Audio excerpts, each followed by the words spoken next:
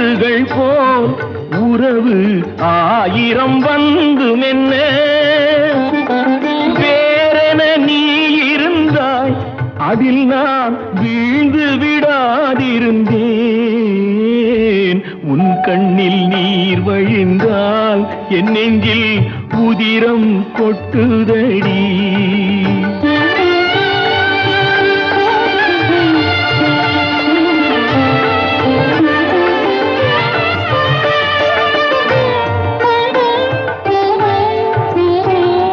முள்ளில் படுக்கையிட்டு